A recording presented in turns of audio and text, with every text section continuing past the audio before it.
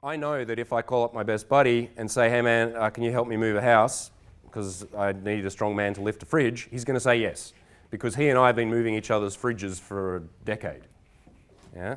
Because the way that we develop, especially those friendships in the early years of high school and college, when people are thrown in and they're working together on projects, they're assisting each other. It's when people don't have a lot of cash, so people are bailing each other out. The number of times that we've lent money to each other or crashed on each other's couches or bought each other a meal when someone was broke. These things accumulate as levels of investment, which leads into trust. So, it's quite difficult as you get older to make new guy friends. Has anyone ever tried to take a guy on a date? It's weird. When you meet some dude and you kind of like him and you want to spend some more time with him, and then you're like, do I call him? Do I wait 3 days? Or how do I do this? It's kind of awkward. And as a result, most people's social circles, and it's not the only reason, but most people's social circles tend to diminish after that early time when people are all social and thrown in together in university or early workforce.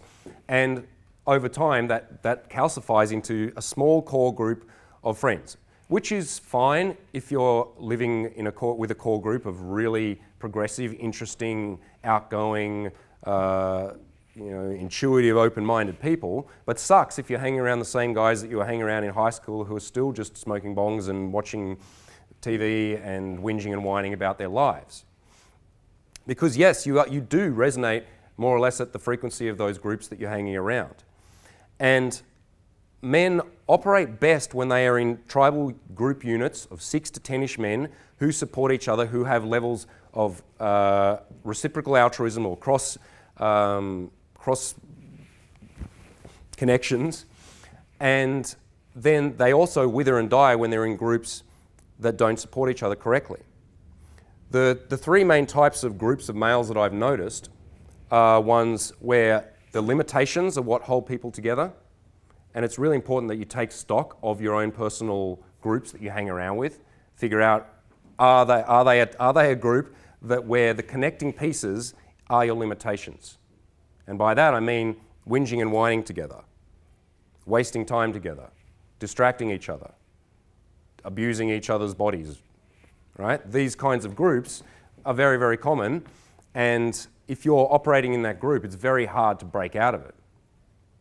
Other ones are where there are fairly strict hierarchies, which is where there is an alpha male or someone who's kind of in charge, and then there are people who fit into subordinate roles, right down to the people at the bottom who are there as comic relief or to be teased or to be taken advantage of. And these are also common groupings that you'll find with males, right? Where being part of the group means that you have to fit within a hierarchy and defer to one particular person. This is also a very unhealthy group to be a part of, unless you're the guy at the top, and the guy at the top is not going to be inspired to move any further anyway. And then there are really powerful, effective groups where there is a shifting dynamic of hierarchy, and the thing that holds the group together is reciprocal trade, is an exchange of these non-financial currencies, which I'll talk about in a moment, in order for all the people in the group to benefit.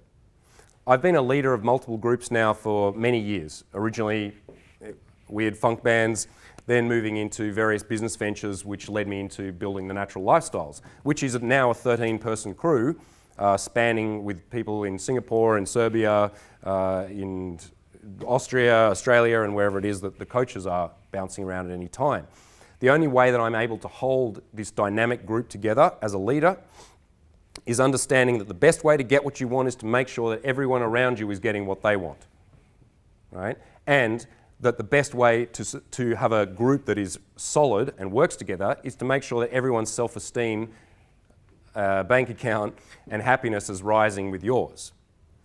And so the group that I hold together, although I am the boss, I'm also very willing to subordinate myself to other members of the group depending on the needs of the group. For example, one of us brings a girl home, and currently myself and the coaches mostly live together, so this happens a lot.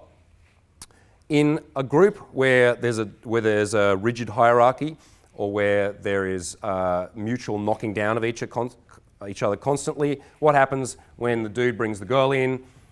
There's bickering. The guys start teasing each other. They make fun of the dude who's brought the girl home. They sit in the lounge room around there while he's trying to make a move on her. All of these kinds of immature masculine behaviors, which means that if he fucks up, they fuck up the chances for the guy, and also in the minds of the woman, she perceives going into that group as, this is not a group of guys that I necessarily want to hang around. When any one of us brings a girl into the group in my world, instantly I shift from being the boss to being the polite and slightly bumbling friend who's just going to grab you a cup of tea if you'd like it. All right? I'm not trying to be cool. I'm not trying to impress. I'm not trying to show that I'm alpha, anything like that. I'm immediately subordinating myself to Liam or Tony or whoever came in with the girl, because I know that's going to make it easier for him to get the job done, and it's going to mean that the girl walking into this environment goes, oh yeah, this is a cool place to be. These guys are fun, they're interesting, but they're not hitting on me, and they've all left us alone so we can make out on the couch. All right? We had recently a situation where Tony brought a girl home, and some guys have been working on the house and they'd taken the door off his room. So he walked in with a girl, and then there's no door on his room, which he wasn't expecting. All right? In a shitty bro house, people will be like, dude, check it out, no door, sucks to be you, we'll just be standing here watching. All right? Instead, Liam instantly went into his room, like kicked the sex toys and condoms under the bed, and like, you know, fluffed the sheets and turned the light down low and just went, oh, Tony, your room, it's your room, remember? And then gets the fuck out of there, all right?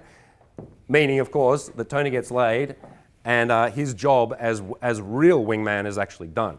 Because what does it mean to be an actual wingman? It's not the dude you stand next to in the bar waiting to approach chicks. That's like 0.5% of what a real wingman is. It's the guy that has your back at every turn, because you know that both of you have each other's back at every turn, meaning that everybody wins over time.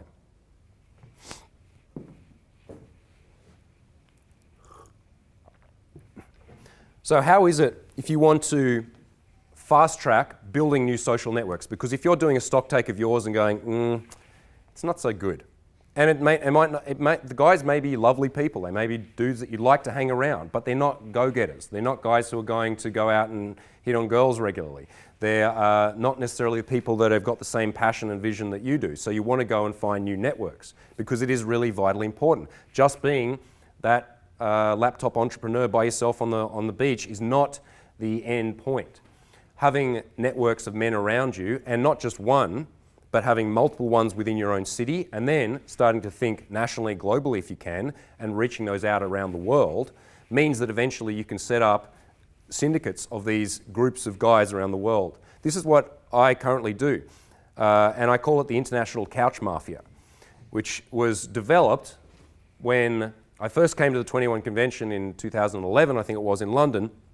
I was broke, and I was staying on the couch of some friend of a fan's who was way out in Whistle Wasselworth, some place where you didn't want to be, well out of the centre of London. And so I came in, did my speech, and then I met the artist formerly known as Sasha Daygame, who's now going by his real name. Everyone knows who Sasha is, surely? Yes, I hope so. He's a very funny and lovely person. And we met after the speech, and we chatted, and we got on well. And this is the underlying point of the seductive economy, is that there needs to be, if you want to learn how to supercharge your connections with people, it's not about this kind of surface level networking where I go and I force a smile and I hand a business card and I say, let's do a deal sometime. The underlying currency that everybody wants, that everybody really wants to trade on, is being understood, listened to, having connection. It's the human emotions that are the most valuable. The reason why I am so seductive or so successful as a people person is not because I have the best game, I don't. It's because when I'm with somebody, I drop into my own space and into their space, I look them clearly in the eyes and I stay with them. And then when I ask them something, I listen. When they tell me something, I'm really present with them. I don't just say what they want to hear, I'll challenge them. Right? And in this way, I'm having a true connection with somebody. This is, again, why the skill of seduction is the ultimate male skill. Anyone had the experience where they've seen someone in their workplace who was not the best at the job climb faster than everyone else? He's like over there, he's like, fuck that guy. Or was that you? Or was it some other guy? That guy, right. The people that do the best in life are not the people who are necessarily the greatest specialist at their thing. It's the people who do the job well and are really, really good people. Yeah, they're very good human communicators. Because the reality is, the boss wants to hang around with somebody probably that they like to hang around with, that they understand. Like when I've hired coaches in the past, yes, it's based on seduction skill, but I've met some guys who are fucking killers with the ladies, and I don't want to hang around them. They just look at me in a strange way. They're just a little bit too something. Just something feels wrong, and so I don't want to be around them. And then I've met other guys who are definitely very good with ladies, good at teaching, and we vibe and connect, and I want to spend time with that person. So the underlying currency of the seductive exchange is true human emotions. However, in order for us to cement those relationships and speed them up, then what I can do is utilize these 4 actions, or a combination of them, to ask, to offer, to trade, and to collaborate. Right? Because, as I said before, if there's no reaching out of me giving something, or actually asking for something, or swapping of these currencies, then it doesn't really hold men together properly. Men build their social circles based around trust, loyalty. Right? You can't, if you're in a group of dudes and you fuck your friend's girlfriend, it's over. If you steal his cash, it's over. Right? These are the deal breakers between groups of men typically. And groups of men are suspicious of other groups of men. They either go into allyship with them or they're in competition with them. And it's important that this group has a solid understanding of what the code is. And a lot of that comes to do with the only way that we can understand that this is real is to test it. Right? That's why when I hire somebody, I give them little opportunities to fuck me over for a year. Yeah, I'll give them access to small amounts of money or connections or girls and see what they do with it. Right? Because in the past I have been fucked over by people who are very, very charming and promise the world, but over time you see where their true colours are. So if you want to step out and create new dynamic social networks, then the first thing you need to do is target